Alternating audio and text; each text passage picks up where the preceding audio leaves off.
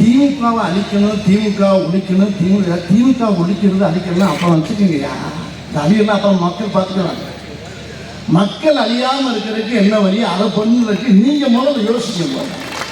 எதுக்கிறதாலும் திமுக அழிக்கணும், திமுக அழிக்கணும், திமுக சொன்ன பூராமே காணாம கண்டாலும் நானும் பார்த்துட்டு தான் இருக்கேன். அப்போ வந்து பார்த்தேன் எதுன்னு சொல்கிறானோ அவங்க கூட ஆளை காணும். நம்ம விளாவரியாக பேச சிக்கலாகிமோ அதுதான் நான் ரொம்ப டீப்பாக உள்ள போக விரும்பலை. நானும் பார்த்துட்டு தான் இருக்கேன். உனக்கெல்லாம் அழிக்கணும், எப்படி நான் முடியும் அழிக்கிறதுக்கு? எப்படி முடியும்? அது தஞ்சாவூர் கோபுரம் மாதிரி நிற்கிது, பெரிய வரலாற்று பழத்து போய் நிற்கிது. திமுகங்கிறது ஒரு சாதாரண சாம்ராஜ்யமாக அதை பற்றி சொல்றதுக்கு நிறைய விஷயங்கள். அந்த மாதிரி சொல்றதுக்கு எந்த கட்சியிலையும் எந்த விஷயமும் கிடையாது. என்ன இருக்கு? ஒண்ணுமே சேர்க்க இல்லை. அவங்க ஒரே கொள்கையில் இருக்கிற கூட்டத்துக்கு போட்டி.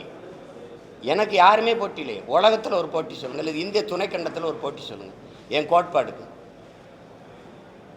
கோட்பாட்டுக்கு சொல்லுங்கள். சாமிக்கு பேசுவியே, வாழுகிற பூமிக்கு பேசுகிற ஒரு கட்சி சொல்லுங்கள். நான் மலையை பேசுனா, மரத்தை பேசுனா, கடலை பேசுனா, மணலை பேசுனா, தண்ணீரை பேசுனா சிரிக்கிறீங்க. இதெல்லாம் இல்லாமல் நீங்கள் வாழ முடியும்னு நினைக்கிறீங்களே. உங்களுக்கு படிப்பறிவு எதுக்கு? உங்களுக்கெல்லாம் எதுக்கு பள்ளி கல்வி? என்ன அறிவியல்னு ஒரு பாடம் படிக்கிறீங்க, புவியியல்னு ஒரு பாடம் படிக்கிறீங்க, எதுக்கு படிக்கிறீங்க? மனிதர்கள் இல்லாமல் மரங்கள் வாழ்ந்துடும், பறவை பட்சிகள் வாழ்ந்துடும். ஆனால் அது இல்லாமல் நீங்கள் வாழ முடியுமா? இப்போ இந்த அடிப்படை தெரியாதவன் நீ எப்படி? இயற்கையின் பரிணாமத்தில் கடைசியாக வந்த சமூக விலங்கு இந்த மனிதன். இத்தனை விலங்குகள் இருக்குது, இத்தனை உயிரினம் இருக்குது. ஏதாவது இயற்கைக்கு பேரிடர் இருக்கா? இந்த மனுஷ பயலால் தான். காரணம் இந்த பேராசை. மீனம்பாக்கத்தில் விண்ணூர்தி நிலையம் இருக்கிறது தேவை. 5000 ஏக்கரில் பரந்தூரில் கட்ட போகும்போது பேராசை. முதலாளிகளின் லாப தேவை. ஏற்கனவே என் தாத்தங்க பேரில் 2 துறைமுகம் இருக்குது. ஒன்று தாத்தா காமராஜ் பேரில், இன்னொரு என் பாட்டை வஉசி பேரில். அது போதும்.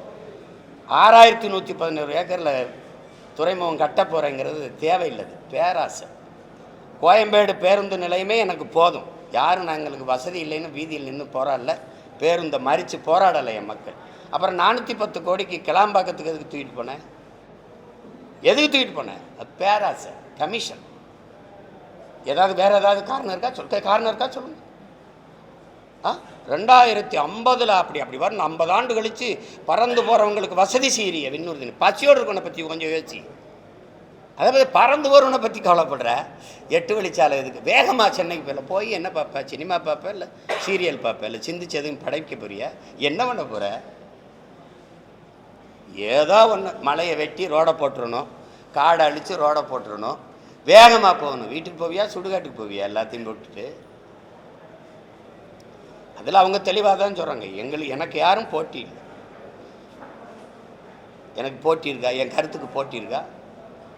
ஒருத்தர் இருமொழி கொள்கைம்பார், ஒருத்தருக்கு கொள்கைனாவே என்னன்னு தெரியாது. நான் ஒரே மொழி கொள்கை தமிழ், என் உயிர் மொழி கொள்கை தமிழ்னு. எம்மொழியும் கற்போம் நாங்கள் வாழ, எங்கள் மொழி தமிழில் கற்போம் எங்கள் இனம் வாழ. இந்த கோட்பாடு யாராவது சொல்லுவாங்களா? அவர்கள் திராவிடர்கள் என்கிறார்கள், நாங்கள் தமிழர்கள் என்கிறோம். அப்போ அவர்களுக்குள்ள தான் போட்டி. அவர்கள் ஊழல் லஞ்சம்ங்கிறாங்க, நாங்கள் உண்மை நேர்மைங்கிறோம். அவர்கள் வாக்குக்கு காசு கொடுக்குறாங்க, நாங்கள் வாக்கை விற்கக்கூடாதுங்கிறோம். மதிப்புமிக்க கருவி ஜனநாயகத்தில் மக்களுக்கு இருக்கிற மதிப்புமிக்க வலிமையான உரிமை வாக்குங்கிறோம், அதை விற்கக்கூடாதுங்கிறோம். என் மக்களை வாக்கை விற்கிற சந்தையாக மாற்றினது யார்? இந்த கட்சிகள். ஓட்டுக்கு காசு கொடுக்குற கட்சிகளுக்குள்ள போட்டி. அப்போ அவங்க சரியாக தானே சொல்கிறாங்க. நான் வாக்குக்கு காசு கொடுக்க மாட்டேன். அவங்க ஒரு தொகுதிக்கு 30 கோடி 15 கோடி 20 கோடின்னு செலவு பண்ணுவாங்க. நான் அந்த வட்டி காசை கூட செலவு பண்ண எங்கள்கிட்ட வசதி இல்லை. அப்போ வேறு தானே நாங்கள் அந்த போட்டியில் இல்லை தானே? ஏதாவது சரிதான் அண்ணன் சொல்கிறது. போட்டியில் இல்லை, அவங்க எனக்கு போட்டி இல்லை, எனக்கு யாருங்க போட்டி இல்லை. தேர்தலுக்கு தேர்தல் அணி மாறி கட்சி மாறி தேர்தலை எதிர்கொள்கிறாங்க. அப்போ மக்களை முட்டாளாக நினைக்கிறாங்கங்கிறது என்ன கேள்வி? நினைக்கிறாங்க தான். மக்களுக்குள்ள அந்த ஒரு அறச்சீற்றம் இல்லை. அது ஐயா சகாயம் ஏதாவது அடிக்கடி கொடுப்போம். அறச்சீற்றம் இல்லை. ஒரு சினந்து எழுதுகிறாங்க, அது கொஞ்சம் நேரம் இருக்குது. அப்போ இந்த தேர்தல் நேரத்தில் அப்படி தனியுது, அது தனிஞ்சிருது, அது ஒரு சின்ன சமரசமாயிடுது, சகிப்புத்தன்மை வந்துடுது. அவங்களுக்கு தெரியாத அந்த தொடர் சகிப்புத்தன்மை தான் அடிமை பிறக்கிறான்னு தெரியல. அடிமை உணர்வு எங்கே பிறக்குது? அநீதியை கண்டு அச்சம் கொள்ளாமல் துணிந்து எதிர்ப்பவன் எவனோ அவனே உண்மையான ஜிகாத்துங்கிறாங்க, புனிதமான போராளிங்கிறாங்க நபிகள். ஆனால் இங்கே அப்படி இல்லையே. அநீதியை கண்டு அச்சம் கொண்டு எதிர்த்து நிற்க துணிவில்லாமல் சமரசம் சகித்து கொள்ளுகிறாங்க. அது தொடர்ச்சியாக சகித்து கொள்ளும்போது அடிமை மனநிலை வந்துடுது. அதான் இங்கே நடக்குது. என் மக்களுக்கு ஒன்று இருக்குது, என் அன்பு உடன் பிறந்தார்களே, என் பேரன்பு மிக்க பெற்றோர்களே, என் மக்கள்கிட்ட ஒன்று இருக்குது. அடர்த்தியான வறுமை இருக்குது, ஏழ்மை இருக்குது. அது ஒரு குழந்தையை பெறுது. அது அறியாமைன்னு ஒரு குழந்தையை பெறுது. இந்த அறியாமையும் இந்த வறுமையும் சேர்ந்து ஒரு பிள்ளையை பெறுது. அதுக்கு பேர் மறதின்னு பேர். இந்த மூணும் சேர்ந்து இந்த அரசியல் தலைமைகளுக்கு முதலீடாக மாறிடுது.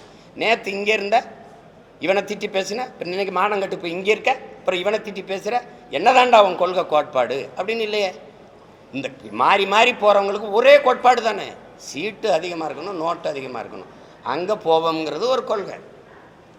கொள்கைனா கொள்கை, கொள்ளுமரபு, கொள்கை கொள்கை தானே. வேற என்ன கொள்கை இருக்குது? வேற என்ன கொள்கை இருக்குது? திமுகங்கிறீங்க, திமுகவும் அதிமுகவும் வெவ்வேறு கட்சின்னு யாராவது சொல்லுங்கள். அது ரெண்டு வெவ்வேறு கட்சின்னா வேறு சித்தாந்தம் கொண்டது. பாரதிய ஜனதா காங்கிரஸ் வெவ்வேறு கட்சி, வெவ்வேறு சித்தாந்தங்கள், வெவ்வேறு கோட்பாடு, வெவ்வேறு தத்துவத்தை கொண்ட கட்சி. யாராவது சொல்லு. ஒரே ஒரு கருத்தில் இந்த இடத்துல காங்கிரஸ் பிஜேபியிலேருந்து மாறுபடுது ஒன்று, இல்லை அதிமுக திமுகவில் இந்த இடத்துல மாறுபடுது ஒன்று. இப்போ ஆட்சியில் இருக்கிற திமுகவில், இப்போ இருக்கிற ஆட்சியில் இருக்கிற திமுகவில் 10க்கு மேற்பட்டவர்கள் அதிமுக அமைச்சர்கள். ஆமாவா இல்லையா? ஆமாவா இல்லையா? ஐயா சேகர் பாபு, ஐயா கண்ணப்பன், ஐயா ரகுபதி, ஐயா முத்துச்சாமி, தம்பி செந்தில் பாலாஜி, ஐயா ஏவா வேலு, வேற நேர் விட்டுனா ஐயா கே எஸ்எஸ்ஆர். சொல்லுங்கள், முதன்மையான இந்த அமைச்சர்கள்லாம் எங்கே இருந்தாங்க? இங்கே இருந்தாங்க அதிமுகவில். இப்போ இங்கே இருக்காங்க. நாளைக்கு இங்கே இது வரும்னா இங்கே வருவாங்க. இது கேட்டால் இது தாய் கழகத்துக்கு வர்றது, இது போட்டால் சேய் கழகத்துக்கு வர்றது.